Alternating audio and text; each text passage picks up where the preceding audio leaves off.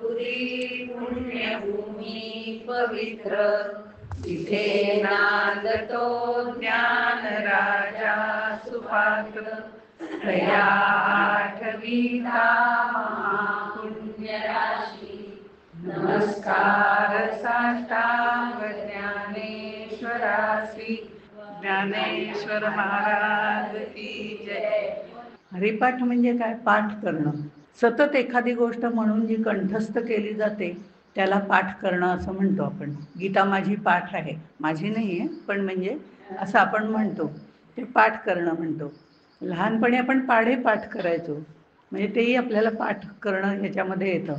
आणि पुन्हा पुन्हा एखाद्या गोष्टीचं आवर्तन ज्या वेळेला केलं जातं त्यालाही पाठ करणं म्हणतात, देवीचा पाठ करणं. पण हरिपाठाची किमयाच वेगळी आहे, कारण हरिपाठ म्हणजे हरी ज्याची पाठ कधी सोडत नाही आणि ज्याच्या पाठीशी कायम उभा असतो तो हरिपाठ. त्यामुळे त्याची गोष्टच वेगळी. आणि वारकऱ्यांचा हा तिन्ही त्रिकाळ म्हणतात, ते सकाळी दुपारी संध्याकाळी अशी त्रिकाळ संध्याही त्याला म्हटलं जातं. अशा ह्या ज्ञानेश्वरांच्या हरिपाठाबद्दल आपण बघणार आहोत. एकनाथांचे वगैरे 25 अभंग आहेत, नामदेवांचे 34 आहेत, पंचरंगी हरिपाठामध्ये वेगवेगळे आहेत. पण इथे जो आहे तो ज्ञानेश्वर माऊलींचा हरिपाठ हा सर्वसाधारणपणे फेमस आहे. म्हणजे वारकरी संप्रदायामध्ये हरिपाठ म्हटलं की तोच, असं पटकन आणि आपल्यासारख्यालाही तसं वाटतं की हरिपाठ म्हटलं की ज्ञानदेवांचा. त्याच्यामध्ये 27 अभंग आहेत आणि 28वा फलश्रुतीचा अभंग आहे. अशा तऱ्हेने हरिपाठाचा विचार आपण करणार आहोत. त्याच्यामध्ये ज्ञानेश्वर माऊलींची भावार्थ दीपिका म्हणजे ज्ञानेश्वरी, ज्याला जनाबाईंनी ज्ञानेश्वरी हे नाव दिलेलं आहे. हरिपाठ म्हणजे भावार्थ दीपिका ही पहिल्यांदा लिहिली, पण ती लिहिताना ज्ञानेश्वरी पहिल्यांदा लिहिली. पण ती लिहिताना त्याच्यावरती गीतेचं बंधन आलं. गीतेवरचा तो टीकात्मक ग्रंथ आहे भावार्थ दीपिका. तर त्याच्यामध्ये थोडंसं गीतेमध्ये आहे ती सीमितता, तीच फक्त घ्यावी लागते टीका ग्रंथामध्ये. मग आता ते झाल्यानंतर निवृत्तीनाथ म्हणले की तुला काय, तुझ्या शब्दात काहीतरी लिही, गीतेचं तू बंधन घेऊ नको, तुझा जो काही अनुभव आहे तो तू लिही. आणि म्हणून त्यांनी अमृतानुभव लिहिला. अमृतानुभव लिहिला तोही आकार ग्रंथ आहे. मुद्दाहून सांगते, टीका ग्रंथ आहे, आकार ग्रंथ आहे, विवरण ग्रंथ आहे. असे ग्रंथाचे जवळजवळ 8-10 प्रकार आहेत. आपण त्या खोलात शिरणार नाही आहोत. नंतर त्यांनी चांगदेव 65 पण लिहिली की ज्याच्यामध्ये सर्वच म्हणजे हे चांगदेव 65 असू दे, अमृतानुभव असू दे, गीतेवरची टीका ज्ञानेश्वरी असू दे, ह्या प्रत्येक गोष्टींचं विद्वत्तापूर्ण मांडणी त्यांनी केली आहे. पण आता ह्या सगळ्या ह्याच्यामध्ये सगळं कठीण तत्त्वज्ञान मांडलेलं आहे. तर ह्याच्यात सरळ सोपं सुटसुटीत असं काहीतरी लोकांसाठी लिही, असं जेव्हा निवृत्तीनाथांनी सांगितलं त्यावेळेला त्यांनी प्रापंचिकासाठी सोप्या सहज अशा भाषेमध्ये हरिपाठाची रचना केली. आपण म्हणतो की हरिपाठ अगदी सोपा आहे ना, खरं समजायला त्याचा काय अर्थ सांगायचा आणि सध्या त्यांच्याकडनं काय समजावून घ्यायचा. पण तसं जर बघितलं तर त्याच्यामध्ये तत्त्वज्ञानाचा गाभा खूप आहे. म्हणजे सोपा वाटला तरी अर्थपूर्ण आहे, तत्त्वज्ञानाचा गाभा आहे. आणि तत्त्वज्ञानसुद्धा त्यांनी त्यांचं अद्वैत तत्त्वज्ञान आणले. आपण त्या तत्त्वज्ञानात कुठेही शिरणार नाही म्हणून अगदी जाता जाता काही उल्लेख केला तर अद्वैत आणि अद्वैत तत्त्वज्ञान याबद्दल आपल्याला माहिती असेल, पण अद्वैत तत्त्वज्ञानाबद्दल हे सगळे ग्रंथाची मांडणी अद्वैत तत्त्वज्ञानाच्या अधिष्ठानावरती केलेली आहे. कुठलाही घ्या, मग गीतेचा टीका ग्रंथ घ्या, अमृतानुभव घ्या, चांगदेव 65 घ्या, सगळ्याचं अद्वैत तत्त्वज्ञानावरती त्यांनी लिहिलेलं आहे. अद्वैत आणि अद्वैत भाष्यकारा ते वाट पुसतू अशा पद्धतीने त्यांनी शंकराचार्यांचंच तत्त्वज्ञान फक्त आपल्या स्वतःच्या शैलीमध्ये मांडणी वेगळी करून मांडले. त्याला अद्वैत तत्त्वज्ञान असं म्हणतात. इथपर्यंतच आपण थांबूया. जसं समर्थांनी दासबोध लिहिला, त्याचं खरं तर स्मॉल व्हर्जन असं म्हटलं तरी चालेल. मनाचे श्लोक आहेत, 3 टप्प्यामध्ये हे केले. आपण काय म्हणतो, लहान मुलांसाठी आहे मनाचे श्लोक, पण तसं नाही आहे. मनाचे श्लोक मोठ्यांसाठी पण आहेत आणि लहानांसाठी पण आहेत. लहानपणी संस्कार करण्यासाठी. तसा हरिपाठ लहानपणी संस्कार करण्यासाठी की नुसतं म्हणून त्या मनावरती बिंबवायचं आहे, पण मोठेपणी त्याचा थोडा विचारही करायचा आहे.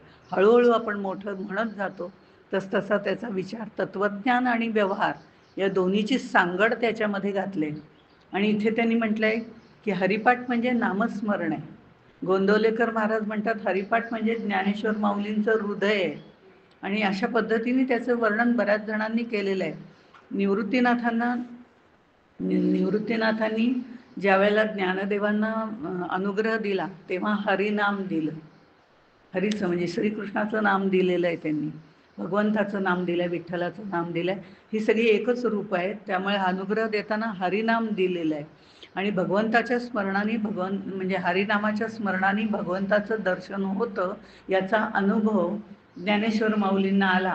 तो त्यांनी हरिपाठातनं मांडलेला आहे की मी तुम्हाला खात्रीपूर्वक सांगतो की हरिनाम घेतल्याने भगवंताचं दर्शन होईल.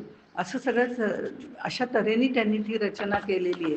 त्यामुळे इथे आपण जे बघणार आहोत हरिपाठ, त्या हरिपाठाचा अनुबंध चतुष्टय.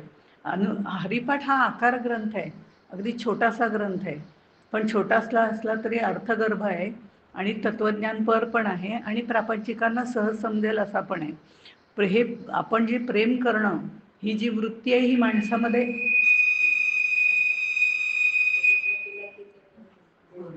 काय प्रेम करणं ही माणसाचा स्थायी भाव आहे. आपल्याला जी वस्तू आवडते किंवा जी व्यक्ती आवडते त्याच्यावर आपण प्रेम करतो, हा आपला स्थायी भाव आहे.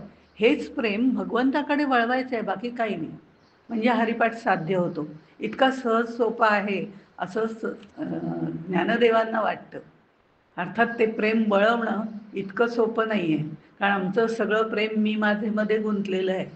त्या हरिपाठावरती तेवढं प्रेम करणं किंवा त्या हरीवरती प्रेम करणं सांगणं सोपं आहे, पण करणं अवघड आहे. भक्ती ही सुळावरची पोळी म्हटलेलं आहे. खरं म्हणजे भक्ती ही अत्यंत आवश्यक आहे की ज्ञानमार्गाने जा नाही तर कर्ममार्गाने जा, पण भक्तीचा ओलावा लागतोच. अशा पद्धतीने असल्यामुळे असा हा आकार ग्रंथ छोटासा असल्यामुळे इथे स्वतःला विसरून जायचं आहे, स्वचं विसर्जन करायचं आहे आणि भगवंताशी एकरूप व्हायचं आहे हे सांगणारा हा हरिपाठ आहे. हरिपाठ म्हटला, कुठलाही अध्यात्म ग्रंथ म्हटलं की त्याला अनुबंध चतुष्टय असतो. त्या चौकटीमध्ये तो बांधला जातो, त्याला अनुबंध चतुष्टय असं म्हणतात. इथला अधिकारी कोण आहे? असोनी संसारी जिव्हे वेगुधरी. पहिला अभंग जो आहे तो याचाच आहे, अनुबंध चतुष्टय सांगणाराच आहे. त्यामुळे असोनी संसारी जिव्हे वेगुधरी हा त्याचा अधिकारी आहे. आणि म्हणजे प्रपंच करता करता आपल्याला हरिनाम घेता येतं, उठता बसता खाता पिता. हरिमुखे म्हणा पुण्याची गणना कोण करे. अशा पद्धतीने आपण जर सगळे त्याचा अर्थ समजावून घ्यायला इथे बसलेलो आहोत, माझ्या सकट तुम्ही जे समर्थ बोलवतील त्याप्रमाणे आपण तो अर्थ सांगणार आहोत आणि तो ऐकायला आपण सगळेजण उत्सुक आहात. म्हणजे आपण सगळेजण त्याचे अधिकारी आहोत. त्यामुळे असोनी संसारी जिवे वेगुधरी. आम्ही नामस्मरण पण करतोय आणि संसार पण करतोय. त्यांनी संसार कुठेही सोडायला सांगितलेलं नाही. संसारात राहून हे सगळं करायचं आहे आणि मग फक्त पुण्याची गणना कोण करी हे लक्षात ठेवायचं. नाही तर मी हरिपाठ इतक्या वेळा म्हटलं एवढं पुण्य मिळायला पाहिजे, अपेक्षा आली की अपेक्षाभंगाचं दुःख येतं. त्यामुळे अपेक्षाच ठेवायची नाही, आपण फक्त म्हणत राहायचं. अशा तऱ्हेने हरिपाठ अनुबंध चतुष्टयामध्ये अधिकारी असोनी संसारी जिव्हे वेगुधरी. मग जसं समर्थ म्हणतात, संसारी असता मुक्त, तोची जाणावा संयुक्त, अखंड पाहे युक्तायुक्त विचारणा आहे. संसारात राहून हे काही सोडावे न लगे, काही मांडावे न लगे, काही सांडावे न लगे, अशा पद्धतीने. आणि विषय काय आहे? कारण अनुबंध चतुष्टयामध्ये अधिकारी झाल्यानंतर विषय येतो. विषय त्याचा हरिमुखे म्हणा हाच विषय आहे. ते मनावर बिंबवण्यासाठी सातत्याने आपल्याला सांगावं लागतं. आणि प्रयोजन त्याचं काय? आता मग सारखं हरिमुखे म्हणा म्हणजे काय, आम्हाला उद्योग नाही की काय तेच म्हणायला? बाकीचं काही बोलायचं की नाही? बाकीचं बोलायचं पण अनुसंधानात त्या राहायचं, हा फरक आहे. म्हणून संत लोक नेहमी अनुसंधानात असतात असं म्हटलं जातं. तर तेणे मुक्ती चारी साधी येले, हे प्रयोजन आहे. मुक्तीपर्यंत आपल्याला जायचं आहे. आम्हाला कुठली या जन्मात मुक्ती मिळायची, त्याच्यापेक्षा हरिपाठ म्हणायलाच नको असं म्हणायचं कारण नाही. हरिपाठ म्हणत राहा, आपोआप मुक्ती मिळेल. मुक्त व्हायचंय ते याची देही याची डोळा. सगळ्या आसक्तीपासून दूर व्हायला त्याची मदत होते. संसारात असून सगळ्यामध्ये गुंतून गुंत्यात साऱ्या पाय माझा मोकळा. सगळ्याचा आनंद घ्यायचा, सगळ्यामध्ये मजा करायचे, हास्य आपण आलो की दुसऱ्यालाही बरं वाटलं पाहिजे, दुसरा आला की आपल्याला बरं वाटलं पाहिजे, असं सगळं आपण पूर्णपणे करायचं आहे, सगळ्या आनंदात रममाण व्हायचं आहे. पण तरी हेच उद्या मिळालं पाहिजे ही आसक्ती ठेवायची नाही. म्हणजे आसक्ती विरहित राहिलं की याची देही याची डोळा, आत्ताच मुक्ती मिळण्याची शक्यता आहे नाही, ती मिळते. आणि म्हणून हरिपाठ सातत्याने म्हणत राहायचा, एकीकडे म्हणत राहायचा, एकीकडे सगळं करत राहायचं. मुक्ती लाभे तत्क्षणी विश्वासता निरूपणी, असं समर्थ म्हणतात, त्याप्रमाणे आहे. आपले फक्त त्याच्यावर विश्वास ठेवून तो हरिपाठ म्हणत राहायचा आहे. संबंध काय आहे म्हणजे त्या दोन्ही याचा प्रयोजनाचा आणि याचा संबंध असावा लागतो, तर ती मांडणी पूर्ण होते. म्हणजे इथे ज्ञानदेव म्हणे व्यासांची या खुणे द्वारकेचा राणा पांडवा घरी, म्हणजे हा संबंध आहे. ज्ञानदेव म्हणे व्यासांची या खुणी, महर्षी व्यास सांगतायत द्वारकेचा राणा कोण? श्रीकृष्ण. पांडवांच्या घरी काय करतोय ते आपल्याला माहिती आहे, पांडवांच्या घरी सगळी कामं करतोय, कारण देव भावाचा भुकेला. आपण हरिपाठ म्हणताना चुकलं काय, पुन्हा रिपीट झाला का काय, असं विचार करायचे. भावपूर्ण भक्त म्हणायचं आहे, सातत्याने म्हणायचं आहे. देवा म्हणजे हरिमुखे म्हणा, हरिमुखे म्हणा, म्हणजे हरीचं नाम उठता बसता घ्यायचं आहे, एवढंच लक्षात ठेवायचं. कुठलीही गोष्ट करताना म्हणजे अगदी साधी गोष्ट काही, अगदी हरिनाम घ्या हे मला सांगायलाच पाहिजे, कारण तोच उद्देश आहे. पण तरीसुद्धा मी म्हणते असं सारखं येत नाही हो मला, दोघी तिघी असं कुठे सारखं म्हणता येतं का? उठल्यापासून आधी चहा करायचं आहे, अमकं करायचं आहे, इथपासून सुरुवात असते आमची. पेट्रोल भरल्याशिवाय पुढे काही होत नाही, त्यामुळे तिथपासून सुरुवात असते. आणि तुम्ही काय म्हणता, उठल्यापासून हरिनाम, आधी चहा ठेवते मग बाकीचं बघू. चहा ठेवा ना, हरिनाम म्हणा, म्हणजे चला देवा चहा ठेवते, झालं हरिनाम. चल देवा आता चहा पिऊया, त्याच्याबरोबर 2 बिस्किटं खाऊया, काही बिघडत नाही, देवाला चालतात. हे जे सातत्याने देव माझ्या बरोबर आहे हे अनुसंधान ठेवणं म्हणजे हरिमुखे म्हणा. याचा अर्थ असा नाही की उठल्यापासून हरिमुखे म्हणा, हरिमुखे म्हणा म्हणून ते पोथी हातात घ्यायची आणि तेच करायचे, चहा करून ठेव गं, मला चहा प्यायचा आणि गरम लागतो बरं का, असं वगैरे करायची काही गरज नाही. आपला आपण करून प्यायचा, आपला आपण देवाला प्रत्येक वेळे बरोबर घ्यायचं, की देवाला म्हणताना म्हणायचं की चल बाबा चहा पिऊया. किती सोपं आहे ना. आणि व्यवस्थित त्याच्याबरोबर गप्पा मारत चहा प्यायला काही हरकत नाही. या गप्पा मनातल्या मनात मारा, म्हणजे कोण सांगण्याचं तात्पर्य हा अनुबंध चतुष्टय आहे. त्यातला पहिला अभंग असा आहे, देवाची, तुम्ही पण म्हटलं तरी चालेल, देवाची द्वारी उभा क्षण भरी, तेणे मुक्तीचारी साधी येल्या. हरिमुखे म्हणा, हरिमुखे म्हणा, पुण्याची गणना कोण करी, असोनी संसारी जिवे वेगू धरी, वेदशास्त्रे उभारी बाया सदा. ज्ञानदेव म्हणे व्यासांची या खुणे, द्वारकेचा राणा पांडवा घरी. हरिमुखे म्हणा, हरिमुखे म्हणा, पुण्याची गणना कोण करी. हरिपाठ हरिमुखे म्हणा, हरिमुखे म्हणा, ठीक आहे, कळलं आता आम्हाला की हरिमुखे म्हणायचे, तोंडाने हरी हरी म्हणायचे. पण हरिपाठातला हा हरी नक्की आहे तरी कोण?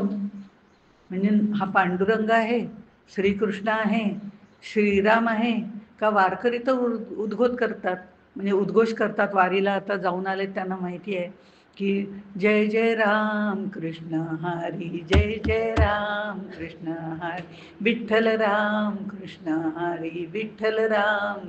आता यातला कोण, यातला हरी कोण आहे हा प्रश्न आहे.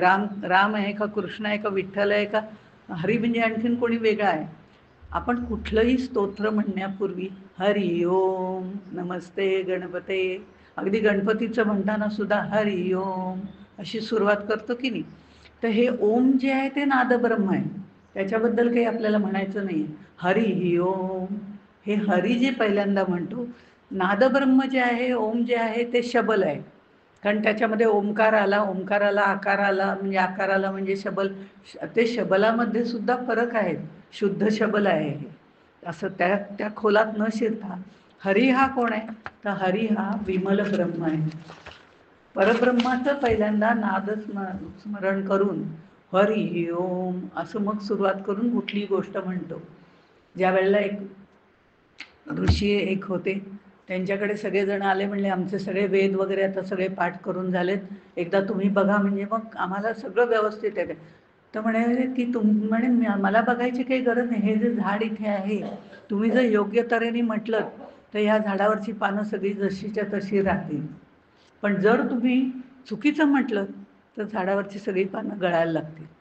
आणि त्यांनी खरोखर इतके वेद सुंदर म्हटले सगळ्यांनी, तर खरंच झाडावरची पानं पडायची काही गरज नव्हती, पण पानं सगळी एक एक एक एक एक एक एक एक सगळी पडायला सुरुवात झाली. त्यामुळे आम्ही तर इतके वर्ष शिकलो, एवढं छान म्हटलं, आणि तुम्ही नाही कसं म्हणताय? हे बरोबर आहे, तुम्ही शास्त्र बघा, पाहिजे पोथ्या उघडून बघा, वेद उघडून बघा. तुम्ही पहिल्यांदा हरी ओम अशी सुरुवात केली नाही. त्या परब्रह्माला ज्याच्यापासून ही सगळी निर्मिती झालेली आहे त्याला आधी नमस्कार करून मग स्तोत्र म्हणताना सुद्धा बुधकौशिक ऋषी, ज्या ऋषींनी ते लिहिलंय त्यांना नमस्कार करावा लागतो, ते कोणत्या छंदात आहे ते म्हणावं लागतं आणि मग ते स्तोत्र म्हणायचं असतं. अशा पद्धतीने त्या हरीचं महत्त्व आहे. तो हरी म्हणजे विमल ब्रह्म आहे. आणि म्हणून आपण भगवद्गीतेत सुद्धा भगवान वाच म्हणतो. हा विटेवर उभा असणारा निर्गुण विठ्ठल पण आहे आणि समर्थांचा निर्गुण राम पण आहे. ज्याला जसा आपला हरी पाहिजे तसा पद्धतीने तो हरी घ्यावा, असा हा हरी ज्ञानेश्वर समर्थच येतात. ज्ञानेश्वर माऊलींच्या दृष्टिकोनातनं बघितलं म्हणजे त्यांच्या दृष्टिकोनातून, इथे मी म्हटलं समर्थांच्या दृष्टिकोनातून निर्गुण राम आहे, पण हरी ही ज्ञानेश्वर माऊली जेव्हा लिहितात, जो तो आपल्या दैवताला मानत असतो, त्यांचा हरी हा परमशिव आहे. अद्वैत तत्वज्ञानाप्रमाणे परमशिव म्हणजे परब्रह्म आणि शक्तीसहित शिव म्हणजे शबल, ज्याला आपण मूळ माया म्हणतो. अशा पद्धतीने मांडणी वेगळी आहे. प्रत्येक वेळी आपण तत्वज्ञान बघायला जात नाहीये, पण ह्या निराकाराचं चिंतन केल्यामुळे चारही मुक्ती मिळणार आहेत. देवाची द्वारी उभा क्षणभरी तेणे मुक्ती चारी साधियेल्या. आता या चार मुक्ती कोणत्या? तासाचं प्रवचन एका श्लोकावर करायचं असेल तर सांगून ठेवते कोणालाही. ह्या चार मुक्ती ज्या आहेत, सलोकता, समीपता, स्वरूपता आणि सायुज्यता, या चार मुक्ती आहेत. मग त्याचं वर्णन करायचं म्हणजे मग 1 तास बरोबर होतो एका श्लोकाला. पण आत्ता आपण ते करणार नाही आहोत. आपल्याला सगळ्यांना माहिती आहे की सलोकता म्हणजे काय, समीपता म्हणजे काय, स्वरूपता म्हणजे काय. आता आम्ही तासंतास देवळात बसतो, देवाची द्वारी उभा क्षणभरी, एक क्षण उभं राहायचं आहे फक्त असं म्हटलंय. पण इथे त्यांनी आम्ही तासंतास देवाच्या देवळात बसतो, मी तरी बसते, काही उपयोग होत नाही, कारण मला तर काही अजून मुक्ती मिळालेली नाही आहे. आणि आपल्याला मिळाली असेल कदाचित, याची देही याची डोळा, पण मला तरी काही मिळालं नाही. ही मुक्ती मिळणार कशी हो? कारण अख्खा संसार घेऊन मी देवाच्या देवळात जाते.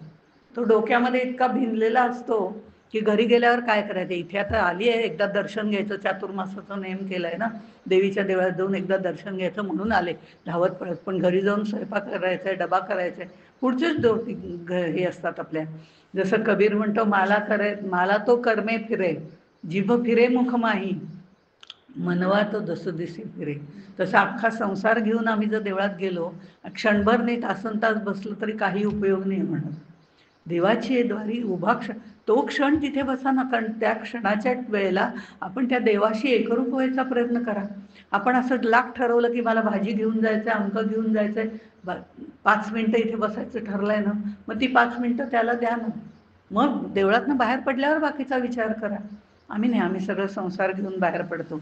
आणि बरं, नुसतं मंदिराच्या द्वारी उपयोग नाही हो. हरिहरी हरिहरी हे देहबुद्धीचं सगळं ओझं घेऊन त्या हरीच्या बरोबरकडे आम्ही जातो, पण ते हरी हरण करणार आहे हे आम्ही लक्षातच घेत नाही. हा हरी जो आहे हे संसाराचं ओझं किंवा देहबुद्धीचं ओझं हरण करणार आहे हे लक्षात न घेता नुसतंच हरी हरी हरी हरी म्हणतो आणि देहबुद्धीचं गाठोडं घेऊन त्याच्याबरोबर जातो. आणि परत येताना पुन्हा ते गाठोडं आपल्याबरोबर असतंच. मी एकदा सज्जनगडला गेले होते, खूप छान वाटतं, प्रसन्न वाटतं. म्हटलं आता चला, आता गेलोय तर सद्गुरूंशी चर्चा करावी, बोलावं मस्तपैकी. 2 दिवस इतके छान गेले. सद्गुरू म्हणले, वा बरं झालं आलीस, कुठलाही संसाराचा शब्द काढला नाहीस, ती सगळी गाठोडी आता इथे ठेवून दे, सगळी गाठोडी इथे ठेव आणि निवांत जा, याची देही याची डोळा, काही नाही. हळूहळू 2 दिवसानंतर पुन्हा सज्जनगडावरून खाली उतरायला लागल्याबरोबर 4 पहिल्या छान वाटलं की सद्गुरूंचं दर्शन झालं आहे. एक जे ती पायरीचा टप्पा ओलांडून वळण घेतलं आणि मग लक्षात आलं, एकदम आठवण झाली, सूनबाई आता माहेरी जायचे. म्हणजे उद्यापासून डबा बाटल्या सगळ्या आपल्याला भरायला पाहिजेत. झालं, सद्गुरूने एक गाठोडं सुनबाईंचं आणि मुलं बाळांचं उचललं आणि माझ्या डोक्यावर टाकून दिलं. थोडी पुढे आले, मग लक्षात आलं की आधीच्या नाही, नंतर आपल्याला डॉक्टरांची अपॉइंटमेंट आहे. सद्गुरूंनी दुसरं गाठोडं माझ्यावरती टाकलं, तेही मी घेतलं. अशी करत करत खाली उतरेपर्यंत बसमध्ये बसायच्या पूर्वी सगळी गाठोडी पुन्हा मी माझ्या डोक्यावर घेतली आणि पुन्हा संसाराला लागले. पण तिथे असताना भारावून जाते आणि पुन्हा खाली उतरले की मग निरूपणी हे सद्वृत्ती होते, स्थळ त्याग होता सवयीची जाते. म्हणून सातत्याने संतांच्या सहवासात राहिलं म्हणजे माझा जो मी धरून ठेवला देहबुद्धीचा, तो आपोआपच ते गाठोडं कमी व्हायला सुरुवात होते. आणि देवाची द्वारी क्षणभर जे उभं राहायचं आहे ते स्वला विसरून उभं राहायचं आहे. आपण मुद्दामून आजचा अभंग जरा विस्तृत घेऊया, कारण देवाची द्वारी पुन्हा पुन्हा आपल्याला येणार आहे, तर प्रत्येक वेळी त्याचं विवरण करायची गरज नाही. तर उभा क्षणभरी म्हटलंय आणि उभा म्हटलंय बरं का. देवाची द्वारी बसला क्षणभरी. आम्ही बसतोच बहुतेक जाऊन, उभं राहावं ते कुठे, त्यामुळे बसतोच. तर देवाची द्वारी उभा क्षणभरी, बसला क्षणभरी नाही. उभा राहिलेला माणूस, आता मी इथे बसलेली आहे, हे दार इकडे उघडं आहे, ही स्वाती म्हणा किंवा कोणीतरी तिथे इथे उभे आहेत, आपण गप्पा मारतोय आणि बाकीच्या बसलो होतो आणि ही उभी आहे आणि पटकन दारातनं कोणतरी कुत्रा वगैरे, हे स्वाती कुत्रा आहे तर पटकन दार बंद कर. तर आपण बसलेल्या उठून जाऊ आणि ते दार बंद करू का? स्वाती उभी असेल तर ती जाऊन पटकन दार, ती उभी आहे म्हणजे अलर्ट आहे. आम्ही बसलेलं उठून तिथे जाईपर्यंत बराच वेळ जाईल. देवाची हे द्वारी उभा क्षणभरी म्हटल्या, बसलेला नाही. हे अलर्ट असणं, सावध साक्षेपी दक्ष, समर्थ राहायला विवेकानंद उत्तिष्ठ जाग्रत म्हणतात. ते का म्हणतात?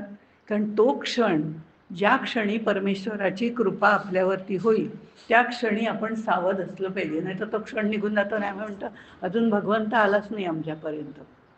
तो सावध क्षण असणं गरजेचं आहे. त्यासाठी तो क्षण टिपण्यासाठी दक्ष असणं गरजेचं आहे आणि साक्षेपी हा प्रयत्न सातत्याने चालू ठेवण्यासाठी हरिमुखे म्हणा, हरिमुखे म्हणा. आता ह्या देवाची द्वारीमधला देव सगुण आहे, सगुण साकार आहे. सगुण म्हणजे देव सगुण आहे, कारण सगुण निर्गुण तुझं म्हणे वेद वगैरे अशा पद्धतीने, पण भेद नाही नामी, पण नाम जे आहे ते मात्र निर्गुण आहे. हा जो देव आहे, हरी जो आहे, श्रीकृष्ण म्हणा, विठ्ठल म्हणा, राम म्हणा, हा सगुण आहे. त्यामुळे इथे नाम आणि नामी असा भेद तिथे होतच नाही. भागवत पुराण म्हणा, वाङ्मय म्हणा, या सगळ्या ज्या गोष्टी आहेत, गोष्टी म्हणजे पुराण वगैरे जी आहेत, या सगळ्यामध्ये सगुणाची आराधना जास्त केलेली दिसते, सगुणाला महत्त्व जास्त आहे. तर वेदांमध्ये निर्गुणाला महत्त्व जास्त आहे. पहिल्या 3 ज्या मुक्ती आहेत, आपण मुक्तींच्याकडे पुन्हा येऊया. पहिल्या 3 ज्या मुक्ती आहेत ह्या सगुण उपासनेने मिळतात आणि चौथी जी आहे सायुज्य मुक्ती, ती निर्गुण उपासनेने मिळते. त्यामुळे इथे ज्ञानेश्वर माऊली अद्वैत तत्त्वज्ञानाचा पण योग्य तो मान ठेवतात तत्त्वज्ञान प्रस्थापित करताना, आणि त्यांचा चिद्विलास इथे मांडतात. आणि त्यामुळे ती जी नलगे मुक्ती धन संपदा असे म्हणणारे जे आहेत त्यांना सुद्धा समोर विठ्ठल लागतोच. त्यामुळे ही सगुण भक्ती करायची आहे. देवाची या द्वारी उभा क्षणभरी त्याच्यासाठी रोज उठून देवळात गेलं तर उत्तमच आहे, कारण तिथलं वातावरण, तिथली स्पंदन आपल्याला मिळतात. पण तरीसुद्धा नाही जमलं जायला, आता कुठे जमतंय मला जायला पायाच्यामुळे, देवळात जाताच येत नाही, असं म्हणायची गरज नाही आहे. देह देवाचे मंदिर हे आपल्याला लक्षात ठेवतं, ते आपल्याबरोबर आहेच. ते आहे तोपर्यंत देवळात नाही जाता आलं तरी हरकत नाही. एखाद्या दिवशी नाहीच जाता आलं तर रात्री मानसपूजा करता येते, ती याच देहानी करता येते. म्हणजे देवाच्या मंदिराचं द्वार, त्या द्वारातनं आत जाऊन त्या परमेश्वराला ओळखणं, त्याचं स्वस्वरूप जाणून घेणं आणि त्या स्वस्वरूपाशी एकरूप होऊन देहबुद्धीची आस सोडून देऊन आत्मबुद्धीकडचा प्रवास करणं. देहबुद्धी ते आत्मबुद्धी प्रवास करावा, असं वाक्य आपण बरेच वेळा ऐकतो ना, असं ते प्रवचनात फेकतो पटकन. देहबुद्धी ते आत्मबुद्धी प्रवास करावा इतका सोपा नाही आहे देहबुद्धी ते. पहिल्या 3 मुक्ती ह्या देहबुद्धीच्या निवारणानंतर आपल्याला मिळतात. देही असून विदेही ही सायुज्य मुक्ती नंतर येते, ती याची दोही याची डोळा येते. आणि त्यानंतरची मुक्ती जी आहे सायुज्य मुक्ती, ही सगळ्यात शेवटची मुक्ती आहे असं आपल्याला सांगतात. पण 8 देहांचं निरसन करून त्या अर्थाशी एकरूप, नुसता अर्थ आपण म्हणतो हरिपाठ वाचतो पण अर्थ नाही समजत आहे अजून. अर्थ का आपल्याला माहिती पाहिजे, थोडक्यात का होईना पण माहिती पाहिजे, काय त्याचा बेस आहे, एवढं माहिती असलं तरी पुरेसं आहे. कारण आपल्याला असंच नेहमी पोथ्या पुराणातनं सांगितलं जातं की त्यामागचा अर्थ पहा. अर्थ पाहिल्यानंतर त्या अर्थाचं मनन चिंतन करा. त्या अर्थाचं मनन चिंतन करून त्या चिंतनाबरोबर अर्थरूप व्हा. साली म्हणजे शब्द टरफले टाकून द्यावी, ज्ञानेश्वर माऊली म्हणतात. टाकून द्यावी म्हणजे त्यातला अर्थरूप घ्यावा, त्याचं मनन चिंतन करावं, त्या अर्थाशी एकरूप व्हावं. अर्थाशी एकरूप होणं ही अवघड प्रक्रिया आहे. त्या अर्थाशी एकरूप झाल्यावर मौन्यगर्भ अवस्था प्राप्त होते आणि ती मौन्यगर्भ अवस्था प्राप्त झाल्याशिवाय मुक्ती नाही. ती मौन्यगर्भ अवस्था प्राप्त झाल्यानंतर मग आपल्याला मुक्तीपर्यंत जाता येतं. मौन्यगर्भ अवस्था प्राप्त झाल्यावर सद्गुरू आपला हात धरतात. तिथेही द्वैत आहे आणि तिथनं पुढे गेल्यानंतर मग आपल्याला ते मूळमायेच्या स्वाधीन करतात. जी मूळमाया त्या परब्रह्माची जाणीव आहे. आत्ता वाचलं ना, त्याच्यामध्ये सांगितलं ती परब्रह्माची जाणीव आहे. ही जाणीव रूपी जी शक्ती आहे, त्या शक्तीशी जेव्हा आम्ही एकरूप होतो, तिथे आपण विसर्जन करत नाही, एकरूप होतो, त्यावेळेला ती शक्ती त्या आपला हात धरून आपल्याला परब्रह्माशी एकरूप करते. हा पुढचा शून्य ते महाशून्य असं ज्ञानेश्वरीत वाचलं असेल तर तो हा. कारण शेवटी ज्ञानेश्वरी, अमृतानुभव या सगळ्याचं सोप्या शब्दातलं सार म्हणजेच हरिपाठ आहे, जो आमच्यासारख्यांना सहज समजू शकतो, पण त्याच्यात तेवढा खोल अर्थ भरलेला आहे. तसं इथे कसं आहे, तर जीवनामध्ये आपल्या आता ह्या देहरूपी मंदिरामध्ये आपण आल्यानंतर पहिल्यांदा काय तर पायऱ्या चढून त्या पूर्ण मंडपामध्ये आपण येतो. ते मंडपामध्ये तिथपर्यंत पोहोचण्यासाठी देह, प्राण, वासना ही जी 3 द्वारं आहेत ती ओलांडावी लागतात. त्या पायऱ्या आहेत.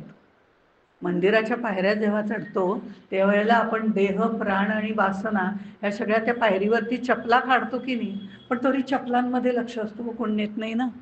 असं इथे नाही कोणी नेत, पण देवळात तरी लक्ष ठेवतो आपण.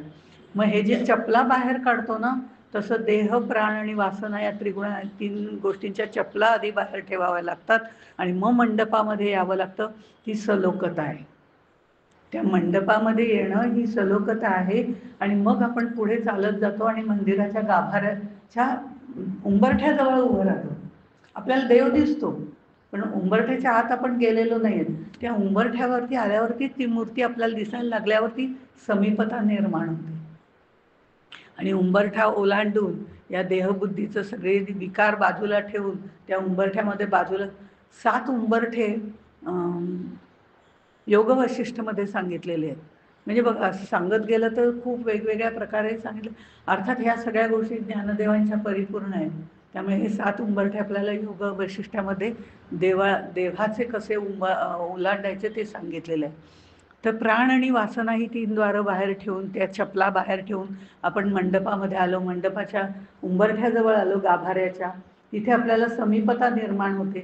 त्याच्याशी आपला जीव त्याच्यामध्ये गुंतायला सुरुवात होते आणि मग आतमध्ये गेल्यावरती त्याचं रूप पाहिल्यानंतर स्वरूपता येते.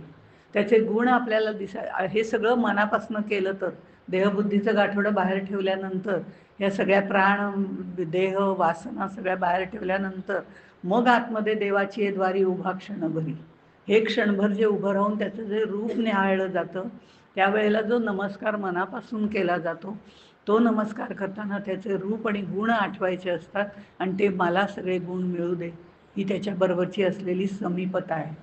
जशी समीपता गाणारा शिष्य जो असतो तो जसं एखाद्या गायिकेकडे शिकत असेल, गायकाकडे शिकत असेल, तर त्याचे हातवारे करण्याची पद्धत आपोआपच त्याच्यामध्ये येते.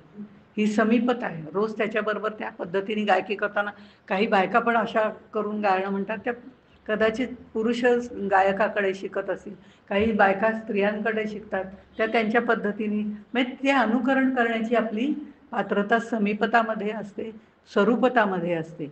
हे स्वरूपता झाल्यानंतर मग जेव्हा त्याच्या पायावर मस्तक ठेवतो आणि 5 ज्ञानेंद्रियांसकट सर्व त्याला अर्पण करतो, तेव्हा येते ती सायुज्य मुक्ती. म्हणजे देवाची द्वारी उभा क्षणभरी तेणे मुक्तिचारी पण त्याच्यासाठी हा प्रवास करावा लागतो. फक्त देवळातनं आत जायचं आहे आणि बाहेर येताना सगळं तिथेच ठेवायचं आणि बाहेर यायचं. जीवनातली प्रत्येक गोष्ट, आता हे नाही जमत आहे देवाच्या देवळात आम्हाला जायला, आम्हाला आपल्या घरी बसूनच हे करायचं आहे. जीवनातली प्रत्येक गोष्ट जी घडतीये ती त्याच्या इच्छेने घडते, ही भावना सतत हृदयात ठेवणं हे सलोकता. सतत मग चांगलं हो वाईट हो, नाही तर चांगलं झालं की आज मैं ऊंचे, काय ते आहे ना गाणं, आज मैं ऊपर आज मैं नीचे. हां, तसं आमची स्थिती होते की आज काहीतरी सगळ्यांनी, आज सगळेजण म्हणले की हरिपाठ इतका छान झाला, म्हणजे झाला का नाही माहिती नाही, पण मी म्हणते झालं, इतकं झालं. लगेच संध्याकाळी पोचल्यावरती हवेमध्ये जागेवर राहायला पाहिजे, तिथेच राहायला पाहिजे की जे काय घडलं ते देवाच्या इच्छेने घडलं, या पद्धतीने त्याच ठिकाणी राहायला पाहिजे. आणि काही दुःख संकट आली म्हणून खचून जायचंही कारण नाही, कारण त्याच्या इच्छेने घडलेलं आहे. त्याच्यामध्ये काहीतरी चांगला हेतू पण असू शकतो, भले त्यांनी ते वाईट घडवलेलं असेल त्या कारण. अगदी काही जमलंच नाही हो त्यांना, इतकं काहीतरी काय बोलल्या काही कळलंच नाही आम्हाला, अशा पद्धतीने त्या बोलल्या. असं म्हणून सगळ्यांनी डोक्यानं उद्यापासून बंद केला तरी चालेल हरिपाठ, असं ते म्हटल्यावर मला इतकी चुटपुट लागली की कुठेतरी मी सांगणार होते हो, एक चान्स मिळाला होता सांगायचा, तोही गेला. असं म्हणून रडायची गरज नाही.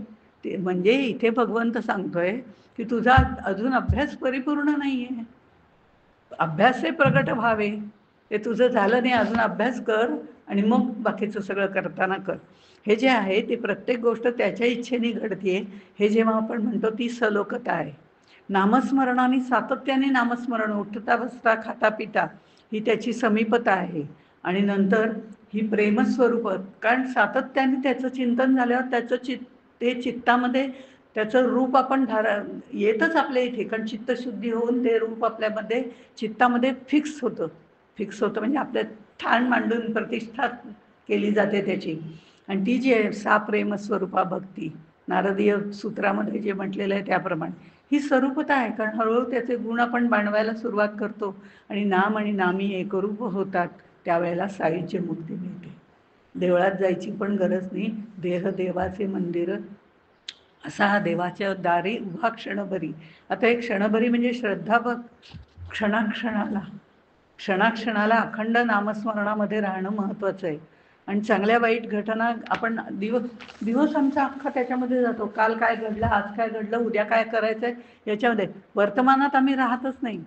संत नेहमी वर्तमानात राहत असतात, कारण ते नेहमी आपल्या आनंदामध्ये मग्न असतात. आणि क्षणभर म्हणजे क्षणाक्षणाला सातत्याने हे तर आहेच आहे. पण आपण म्हणतो ना एक क्षण थांब, तर आपण जर लहान मुलाला जर भूक लागली, खूप बाळाला भूक लागली, थांब थांब आता शिट्टी झाली ना की तुला जेवायला देणार. आता काही शिट्टी झाल्या लगेच देत नाही आपण त्याला, पण तो बघत राहतो की शिट्टी हां झाली शिट्टी. म्हणजे देवाच्या द्वारे उभा क्षणभरी असं आपल्याला म्हटलं म्हणजे आपण अच्छा एक क्षणच उभं राहायचं आहे ना, मग ठीक आहे आम्ही घेतो हरिनाम. एकदाच हरिपाठ म्हणायचं आहे ना, सकाळी एकदाच स्वाध्यायामध्ये म्हटलं की बघायला नको, 10 श्लोक म्हटले संपला विषय. म्हणजे असा तऱ्हेने नाही, क्षणाक्षणाला ते करायचं आहे. नामरूपयुक्त स्वरूपाला ज्याला सगुण म्हणतात ते आपल्या डोळ्यासमोर ठेवून हा म्हणायचं आहे, त्याचं नाम घ्यायचं आहे आणि मग आपोआपच कैवल्य आपल्याला प्राप्त होतं, असं त्यांनी सांगितलं आहे. वेदशास्त्र उभारी बाह्या सदा. कसं असतं की वेदशास्त्र उभारी बाह्या सदा, असं ज्ञानेश्वर माऊली म्हणतात. मी जर तुम्हाला सांगायला सांगितलं की मी असं सांगते तुम्हाला असं करत जातं, मी कोण सांगणार संध्या, तिला काय कळतंय असं म्हणणार की नाही, कारण मी कोण सांगणारी, कारण काही अथॉरिटीच नाही आहे. मी जेव्हा म्हणते की ज्ञानेश्वर माऊली सांगतात हरिमुखे म्हणा हरिमुखे म्हणा, की लगेच अथॉरिटी आली की हां आता आम्ही करू का, तर ज्ञानेश्वर माऊली सांगतात. पण ज्ञानेश्वर माऊलींच्या काळामध्ये त्यांना पण कोणीतरी असं पाहिजे होतं ना की अथॉरिटी. ते म्हणाले वेदशास्त्र उभारी बाह्या सदा. वेदांनी हे सांगितलं, मी सांगतो म्हणून करू नका, वेदांनी हे सांगितलेलं आहे, त्यांची अथॉरिटी आहे, त्याच्यावर विश्वास आहे ना, मग ते तुम्हाला सांगतायत असं म्हटलं म्हणून ते लोकांनाही पटायला लागलं की मी नाही, वेदशास्त्रांमध्ये सांगितलंय आणि हे त्यांनी सांगितलंय ते मी वाचलंय, ते मी अनुभवलंय आणि अनुभवाच्या पातळीवरती निशंक होऊन छाती ठोकपणे तुम्हाला सांगतोय, असं ज्ञानेश्वर माऊली म्हणतात. आता हे मी तुम्हाला सांगितल्यावर मग तुम्ही हां आता हरिपट म्हणायला हरकत नाही. अशा पद्धतीने हे नाम घेतल्यानंतर पापपुण्याची गणना करूच नका, किती माळा झाल्या आता काय फळ मिळणार ह्याचा विचार करू नका. पाप काय आणि पुण्य काय, पाप आणि पुण्य हे आपल्याला पुन्हा पुन्हा भोगायला यावंच लागतं, त्यामुळे त्याचं उत्तमच फळ मिळणार आहे. चांगली कृती केली की चांगलं फळ मिळणारच आहे, पण वाईट कृती केली की वाईट फळ मिळणारच आहे, हे आपल्याला शास्त्रांमध्ये सांगितलेलं आहे. बरं असं नाही मी एवढं पुण्य केलं आता एक थोडंसं पाप करायला काय हरकत आहे? थोडं म्हणजे ते त्यातनं मायनस होईल आणि पुण्य भोगायला मी पुन्हा आपली येईल. तर तसं होत नाही. पाप भोगायला जसं यावं लागतं तसं पुण्य भोगायला यावं लागतं.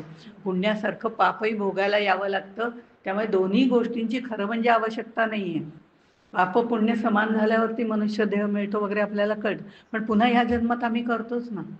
त्यामुळे आपली कृती करताना आपण चांगलीच करायची, पाप पुण्याचीच करायची आहे. पण पुण्य भोगायलाही परत यावं लागतं. मग आता पुण्य तरी कशाला करायचं आणि पाप तरी कशाला करायचं? काहीच करू नका. जे केलं ते ही सर्व समर्थांची इच्छा, ही सर्व माऊलींची इच्छा मी करुनी अकर्ता.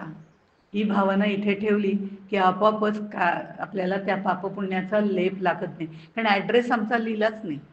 आम्ही काय करतो, कुठलीही गोष्ट केली की केला ना मी परवा स्वाध्यायामध्ये हरिपाठ सांगितलं सगळ्यांना. झालं लगेच त्यांनी लेबल फाडलं माझ्या नावाने. कारण पत्ता लिहिला ना मी केला म्हणून. मी केल्याचं पत्ता लिहिल्याबरोबर त्यांनी पुण्य माझ्या पदरात पाठवून दिलं आणि चुकीचं सांगितलं असेल तर पापही पाठवून दिलं. हा ॲड्रेसच आपला लिहू नका ना, मी केलं म्हणून. केलं ते भगवंताच्या कृपेने केलं, हा ॲड्रेस आपला लिहिलाच नाही की आपोआपच ते पत्र कुठं टाकायचं हेच समजत नाही ना त्यांना. ते जातं पुन्हा भगवंताकडे. त्यामुळे त्याचा पापपुण्याचा लेप आपल्याला लागत नाही. म्हणून त्यांनी म्हटलंय, देवाची द्वारी उभा क्षणभरी तेणे मुक्तिचारी साधियेल. हरिमुखे म्हणा हरिमुखे म्हणा, पुण्याची गणना कोण करी. असोनी संसारी जिव्हे वेगूत करी, वेदशास्त्रे उभारी बाह्या सदा. ज्ञानदेव म्हणे व्यासांची या खुणे, पांडवा द्वारकेचे राणे पांडवा घरी. आता इथे हा शेवटचा हे सांगते. पण पहिला हरीच्या म्हणजे मुळात जो बेस हरिपाठाचा काय तो आपल्याला कळला. आणि त्याच्या पुढे त्यांनी म्हटलं की ज्ञानदेव म्हणे व्यासांची आखुणे, द्वारकेचे राणे पांडवा घरी. आता इथे व्यासांच्या महाभारतात सांगितलेलं आहे. इथे ते म्हणतात मी नाही सांगत आहे, व्यासांच्या महाभारतात सांगितलेलं आहे की श्रीकृष्ण हा पांडवांच्या घरी राहत असे. पांडवांची त्याच्यावर अतूट श्रद्धा होती, भक्ती होती. मी मगाशी म्हटलं त्याप्रमाणे नुसतं ज्ञानरूप असून चालत नाही किंवा ज्ञानमार्गाने जाऊन चालत नाही किंवा नुसतं निष्काम कर्माने योगाने. ज्ञानमार्गाने गेले, अगदी मला सगळी शास्त्र उपनिषद सगळं पाठ आहे, तोंडपाठ आहे, त्याचा अर्थ विचारला की तोंडावर आहे अगदी असं सांगतो. पण त्याच्यामध्ये जर भक्ती नसेल तर त्याचा काहीही उपयोग नाही. जसं निष्काम कर्म, कर्तव्य कर्म सगळी अगदी व्यवस्थित पाडली, अगदी करायचं म्हणून करून मोकळा झाला, पण त्याच्यामध्ये जर प्रेम नसेल तर काही उपयोग नाही. हे भक्ती म्हणजे प्रेम. भक्ती या दोघांना, ज्ञानमार्ग आणि निष्काम कर्मयोग दोघांना धरून ठेवणारी आहे. त्यामुळे ती आवश्यक आहे. आणि देवभावाचा भुकेला असा मगाशी उल्लेख केला. हा पांडवांच्या घरी का राहिलेला आहे? कारण पांडवांची त्याच्यावर अतूट श्रद्धा होती, भक्ती होती आणि ते सांगतील त्याप्रमाणे करायला ते तयार होते. त्यामुळे पांडवांच्या भक्तीने तो बांधला गेला होता. तसं देवाला आपल्या भक्तीने बांधून घ्या. मग तुम्ही उठता बसता कधीही नामस्मरण करा, नुसतं त्याचं स्मरण करा, विस्मरण होऊ देऊ नका. आणि जिव्हे वेगुदरी, प्रत्येक क्षण त्याच्या स्मरणात राहायचं, प्रत्येक क्षण त्याच्या स्मरणात राहायचं, त्याचा हिशोब करायचा नाही. याची देही याची डोळा, मुक्ती मिळवायचे ह्याचाही विचार करायचा नाही, कसलाही विचार न करता फक्त हरिमुखे म्हणा हरिमुखे म्हणा अशा पद्धतीने आपण हरिमुखे म्हणायचं आहे. असं त्यांनी पहिल्याच अभंगामध्ये अनुबंध चतुष्टय वगैरे सांगून सगळा तयार आपला बेस त्यांनी करून घेतलाय. म्हणून सुरुवातीला हा अभंग म्हणताना डोळे मिटून व्यवस्थितपणे हा अभंग म्हणायचा की आपल्या हृदयामध्ये ती मूर्ती साठली पाहिजे. आता दुसऱ्या अभंगाकडे वळूया. दुसऱ्या अभंगामध्ये आत्ता आपण बघितलं त्याप्रमाणे हरिपाठाची जी बैठक आहे ती निर्गुणाची आहे. हरिओम, तर हरीची जी बैठक आहे ती निर्गुणाची आहे. उपासना मात्र सगुणाची आहे. म्हणजे विठ्ठल असू दे, श्रीराम असू दे, श्रीकृष्ण असू दे, उपासना सगुणाची आहे आणि पद्धती नामस्मरणाची आहे. असा हा त्रिवेणी संगम आहे. म्हणून देवाची द्वारी उभं राहिल्यानंतर आतलंही दिसतं आणि बाहेरचंही दिसतं. तुर्यावस्था, तुर्यावस्थेमध्ये बाहेरचे विषयही दिसतात आणि आतलं या बाजू म्हणजे उजवी बाजू डावी बाजूने त्या लाईनवरती तुर्याच्या उभं असलं तर आतमध्ये बघितलं तर देव दिसतो, भगवंत दिसतो, समाधी लागली असं वाटतं. त्याची माझी देवदर्शन होतं तिथे तुर्यावस्थेत. आणि बाहेर वळून बघितलं की सगळे विषय आपल्याला पुन्हा बोलवायला सुरुवात. त्या लाईनवरनं आत जायचं का बाहेर जायचं, आत जायचं का बाहेर जायचं, ही द्विधा मनस्थिती असते. आणि ती द्विधा मनस्थिती दरवेळी आपली होत राहते. ती तुर्यावस्था असते. खरं तुर्या ही द्वैताचीच अवस्था आहे. अद्वैत प्राप्त होईपर्यंत मुक्ती प्राप्त होत नाही असं शंकराचार्य म्हणतात. तसंच चिद्विलासातून गेल्याशिवाय अद्वैत तत्वज्ञानाप्रमाणे मुक्ती मिळत नाही असं ज्ञानदेव म्हणतात. दोघींचे विचार एकच, मांडणी वेगळी असं.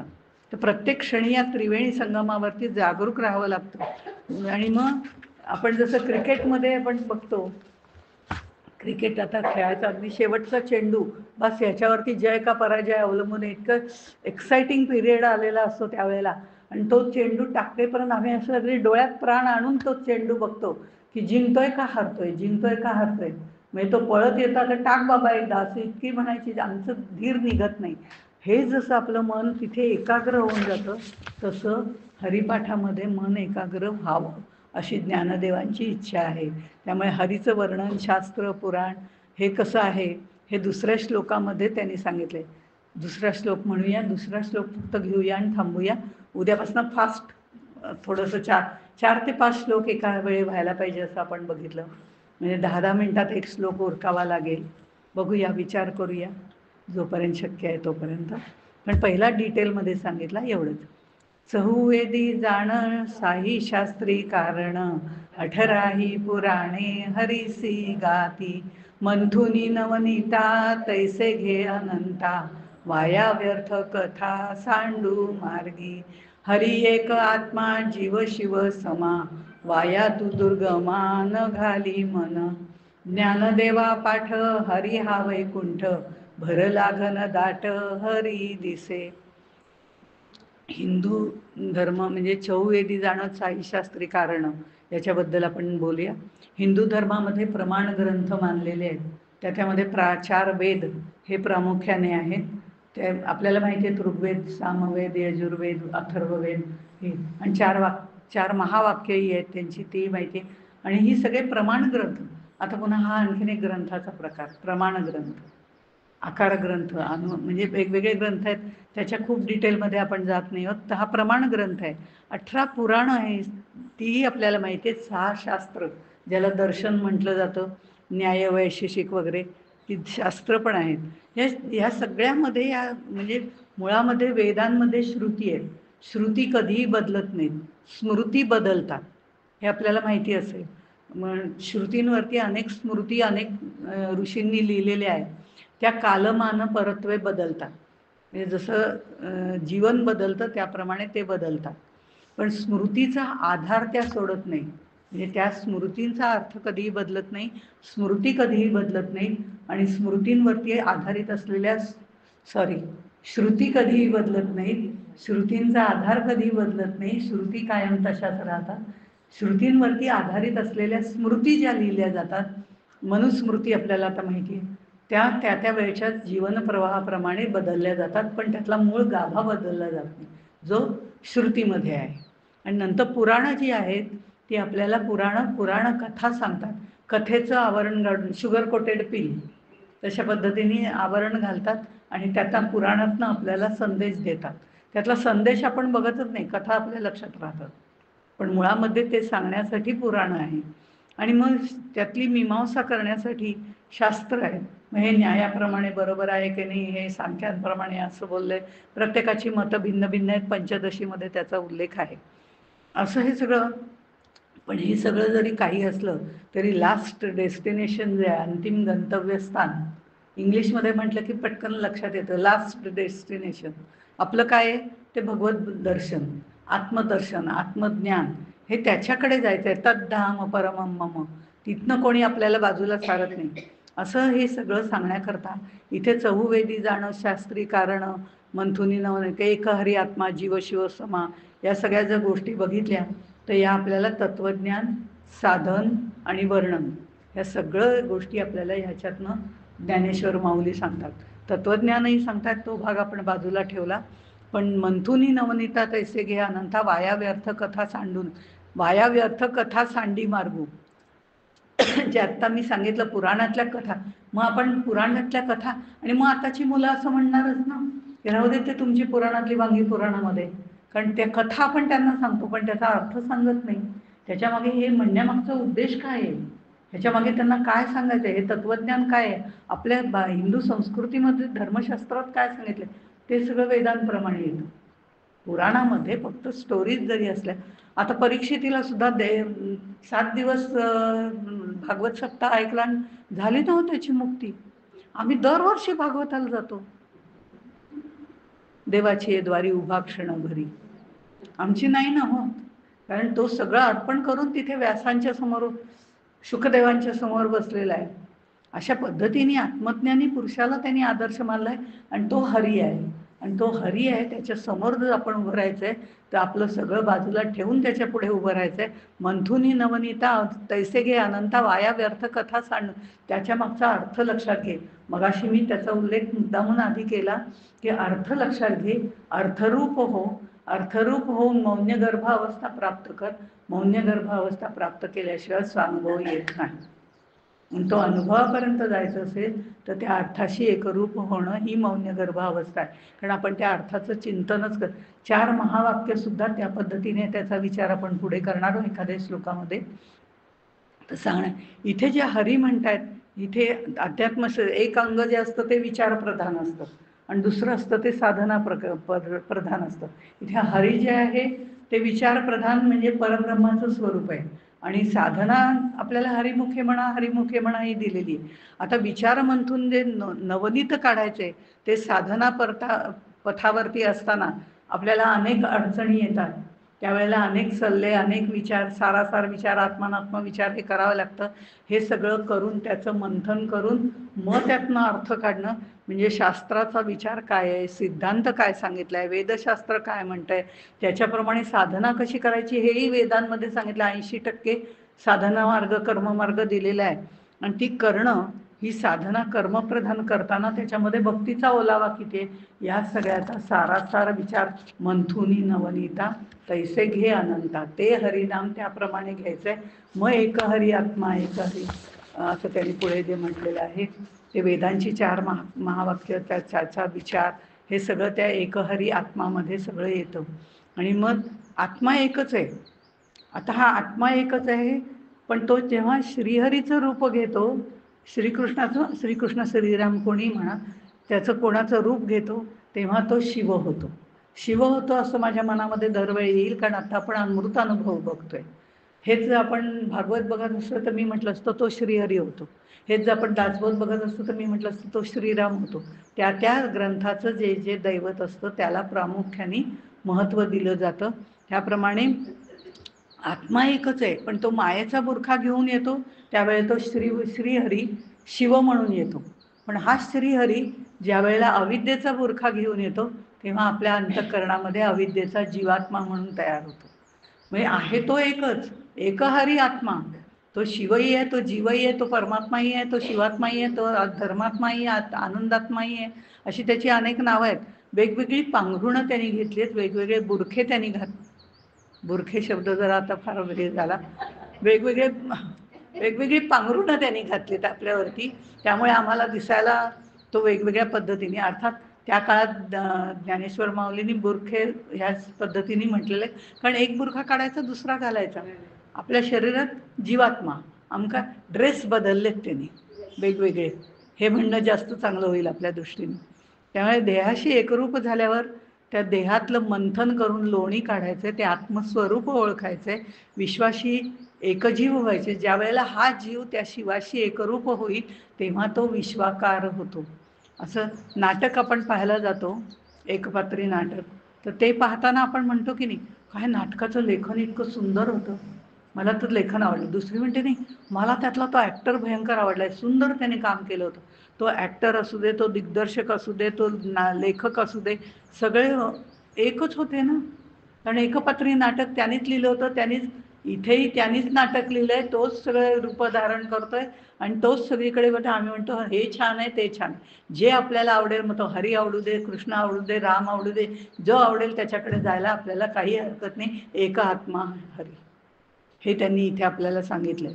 आता हे करत असताना आपण म्हणतो मग नाम म्हणतो, हरिमुखे म्हणायचं काय कारण आहे नाही का, हा पुन्हा एक प्रश्न इथे आहे. कारण दरवेळेला तो येतोच आहे, पण वेगवेगळ्या प्रत्येक श्लोकानंतरचा हरिमुखे म्हणाचा अर्थ वेगळा आहे. म्हणजे तसं जर आपण बघत गेलं तर वेळ लागेल. पण एक सांगते की इथे आपल्याला त्यांनी म्हटलं एक हरी आत्मा. आपल्या मुखातून नामस्मरण बाहेर पडतं आणि त्याचं रूप आपल्या मुखातून नामस्मरण बाहेर पडतं आणि रूप त्याचं आतमध्ये साठवलं जातं. आणि ज्या वेळेला अंतर्मुख साधना, ही बहिर्मुख साधना आहे, अंतर्मुख साधना सुरू होते त्यावेळेला ती वाणी आपोआपच अंतर्मुख व्हायला सुरुवात होते आणि ती त्या रूपाशी एकरूप होते आणि त्या नामामध्ये त्या रूपाची शक्ती येते. म्हणून मननात त्रायते इति मंत्र. अशा पद्धतीने ते जे आपण हरिमुखे म्हणा म्हणतो तो एक मंत्रच होऊन जातो. अशा पद्धतीने त्यांनी आपल्याला पुढे सांगितलंय. इथे वैकुंठ हा शब्द इथे आलेला आहे. विष्णू लोक ज्याला म्हणतो आपण तो वैकुंठ. विष्णू सहस्रनामामध्ये आपण म्हणतो ते वैकुंठ पुरुष प्राण असं ते त्याचाही उच्चार तिथे येतो. भरला घनदाट हरीमध्ये जीवात्मा, शिवात्मा, परमात्मा अशी नावं धारण करून तो चराचरामध्ये येतो. त्यामुळे तो जिथे आहे तिथे वैकुंठ आहेच आणि त्याचा भक्त जिथे आहे तिथे तर वैकुंठ आहेत आणि भक्त जिथे नाम घेतो तेही वैकुंठच आहे. त्यामुळे वैकुंठ म्हणजे वेगळं काही नाही, जिथे कसलाही कुंठा नाही, अडथळा नाही, सगळ्यांना नो एंट्री वगैरे काही नाही, सगळ्यांना एंट्री फ्री आहे. फक्त बाहेर चपला काढून यायचं आहे. त्या चपला कोणत्या ते मग अशी सांगितलंय. त्यामुळे त्या चपला बाहेर काढून यायचं आहे, समर्पण वृत्तीने यायचं आहे आणि मग तिथे आल्यावर कुणालाच कुंठा नाही आहे, कुणालाच कसला विरोध नाही आहे. आणि त्यामुळे त्या वैकुंठामध्ये जे लोक राहतात त्यांना सलोकता प्राप्त होती. त्याच वैकुंठाच्या म्हणजे त्या मंदिरामध्ये वैकुंठाचं नाम घेत, त्या परमेश्वराचं नाम घेत तिथे भरला घनदाट हरी अशा पद्धतीने जे बघतात त्यांच्या बाबतीमध्ये. धुळे जिल्ह्यामध्ये कुठेतरी मेथी, मी पाहिलेलं नाही, पण तुमच्यापैकी पाहिलं असेल कदाचित, धुळे जिल्ह्यात मेथी या गावी वैकुंठाची मूर्ती आहे असं म्हटलं जातं. आता कुठे वगैरे माहिती नाही, पण एकदा गोब देगलूरकरांच्या प्रवचनाला गेले होते, तिथे वेगवेगळ्या देवळांची माहिती निर्माण त्यांनी सांगितली होती. त्यावेळेला त्याच्यात हा उल्लेख केला होता. पण वैकुंठ हा शब्द पापाला प्रतिबंध करणारा, कुंठित करणारा असंही वैकुंठ म्हणून वापरला जातो. आणि वैकुंठ हा शब्द हरिपाठामध्ये 6 वेळा आलेला आहे. 6 वेळेला तो त्या त्या पद्धतीने आलेला आहे. आता वाया तू दुर्गमा मन न घाली, उगीच मग वेदात नक्की असं म्हटलंय का, मग वेद वाचू की काय, मग शास्त्रांनी त्याचं खंडन केलंय का मंडन केलंय, ह्या उगा वाया तू दुर्गमा न घाली मन, हा हरिमुखे म्हणा हरिमुखे म्हणा हा मार्ग सोपा आहे. उगीच शंका कुशंका येऊ दे. निसंशय ज्ञान प्राप्त करायचं असेल तर शंका कुशंका मनात ठेवायच्या नाहीत. म्हणून प्रत्येक शंका ही आपण गुरुला विचारायची असते आणि गुरुचं कर्तव्य असतं निसंशय ज्ञान प्राप्त करून देणं. तसं ह्या शंका कुशंका घेऊ नको. आम्हाला एका डॉक्टरचा गुण नाही आला की आम्ही म्हणतो नाही हो त्याचा गुण नाही आला, मी लगेच दुसरा डॉक्टर, अरे त्याचं औषध घे तर थोडे दिवस. ते नाही ते जमत नाही तसं. एका देवाचा गुण आहे, 21 चतुर्थ केल्या हो नाहीच लागली मुलाला नोकरी, चालली दुसरीकडे, आता देवीचं करायला सांगितलंय. कशाला कर ना, मनोभाव आहेत काहीतरी, ते पुण्य तुझ्या मार्ग हाताशी असेल तर होईल ना काम. आणि नाही झालं तर ते काहीतरी चांगल्या कारणासाठी, जे करायचं तेही तोच करणार आहे, न करणारही तोच आहे, हे लक्षात ठेव ना, आपोआप सगळं होतं. आपण मनी मानव व्यर्थ चिंता वाहते, अकस्मात होणारं होऊन जाते, हे आपण लक्षातच घेते. किती संतांनी आपल्याला सोपं करून सांगितलेलं आहे, शांत मन दृढ कर, मार्ग बदलण्याचं कारण नाही. काही शास्त्रांकडे जाऊ नको, काही वेदांकडे जाऊ नको, काही दर्शनांचा विचार करू नको. इथे दिले ना हरिमुखे म्हणा, ही संतांनी वळलेली म्हणजे मळलेली पायवाटे, त्या पायवाटेवरून जा. ते याच वाटेवरून गेलेत, मग या वाटेवर काटा बसला का, अमकं झालं का, अगं बाई मग मला झेपेल का, काही विचार करू नको, त्या वाटेवरून चालायला सुरुवात कर. तू 10 पावलं चाल, ते 10 पावलं नाही 25 पावलं येतील आणि तुझा हात धरून तुला घेऊन जातील. म्हणजे हे जाणं येणं बसणं उठणं सगळे सोडून जा आणि तीर्थयात्रेला जाऊ का, अमकीकडे जाऊ का करण्याची काही गरज नाही.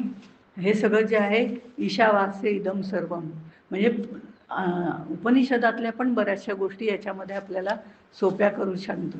एकदा गोंदवलेकर महाराजांकडे एक त्यांचे भक्त आले होते, एक गृहस्थ आले होते, म्हणजे गेली 20 वर्ष झाली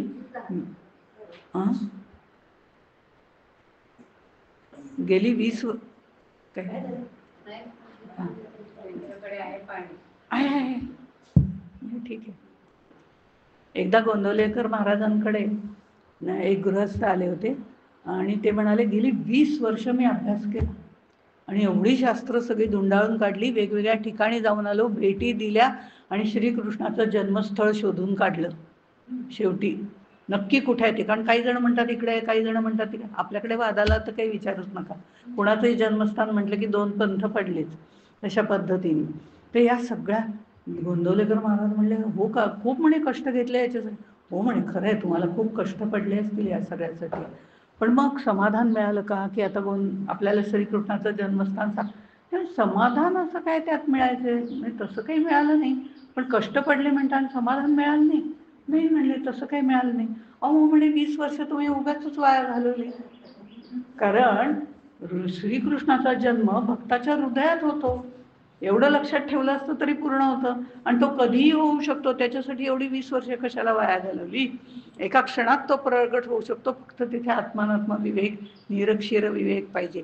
ज्ञानदेवा पाठ हरी हा वैकुंठ, भरला घन दाट हरी. तो सगळीकडेच भरलेला आहे.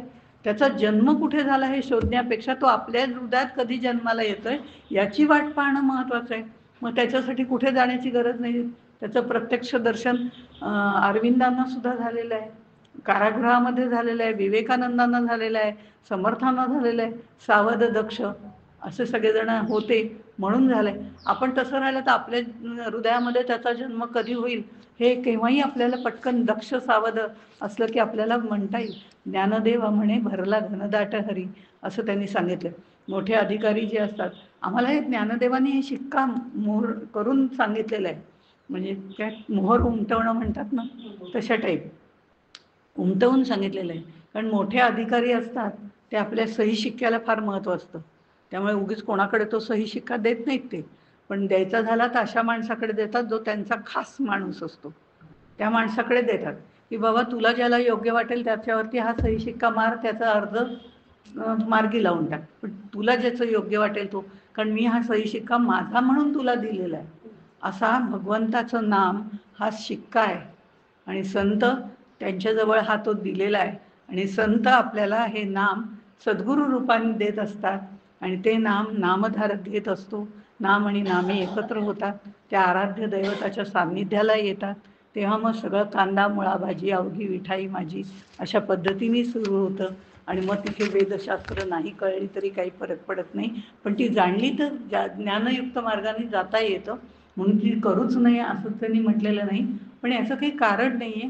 हरिमुखे ज्यांना काहीच जमत नाही त्यांनी हरिमुखे म्हणा, हरिमुखे म्हणा म्हणा. मग तो श्लोक म्हणून आपण इथेच थांबूया. चहुवेदी जाण साही शास्त्री कारण, 18ही पुराणे हरिसी गाती. मंथुनी नवनीता तैसे घे अनंता, वाया व्यर्थ कथा सांडी मार्गू. एक हरी आत्मा जीव शिव समा, वाया तू दुर्गमा न घाली मन. ज्ञानदेवा पाठ हरी हा वैकुंठ, भरला घन दाट हरी दिसे. मुखे म्हणा पुण्याची गणना कोण करी.